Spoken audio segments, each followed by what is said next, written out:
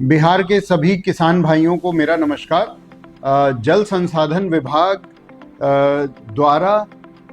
पिछले वर्षों में जो नहरों की संरचनाएं,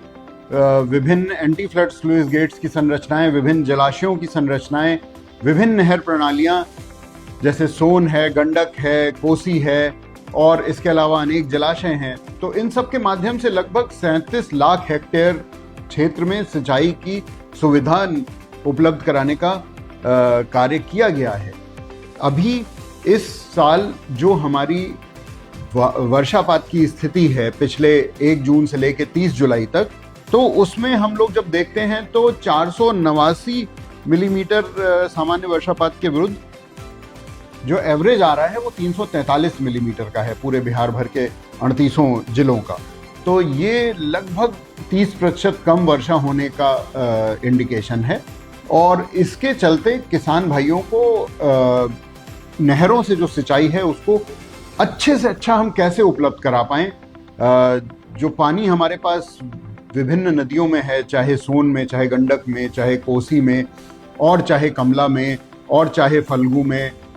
या चांदन और बाकी जो हमारे क्यूल नदी के सिस्टम्स हैं, इन सब में जो विभिन्न हमारी संरचनाएं बनी हुई हैं, इसका पानी नहरों के माध्यम से किसान भाइयों तक अच्छे से अच्छे ढंग से कैसे पहुंचे ताकि आपस में समन्वय रहे और उनको भी समस्या ना हो और विभाग में भी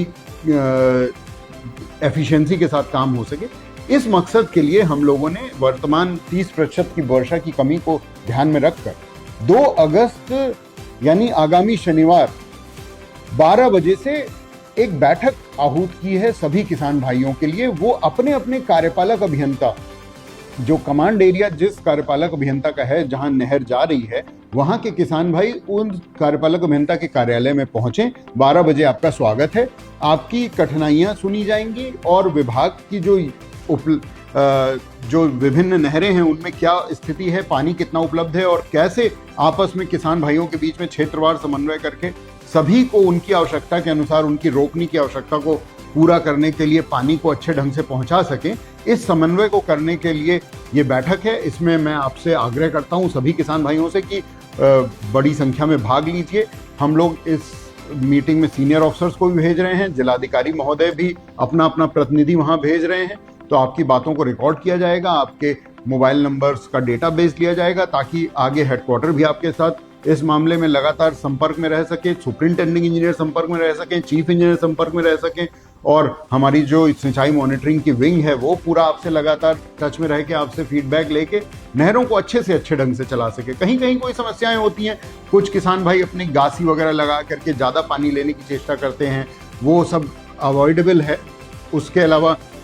कहीं हमारी नहरों में कुछ पेड़ पौधे उगाए होते हैं या किसी स्ट्रक्चर में छोटे रिपेयर की ज़रूरत होती है या कहीं ज़्यादा गाद एकदम से भर गई होती है या कहीं गेट में समस्या होती है, ये सब बातें जब आप अपना फीडबैक देंगे,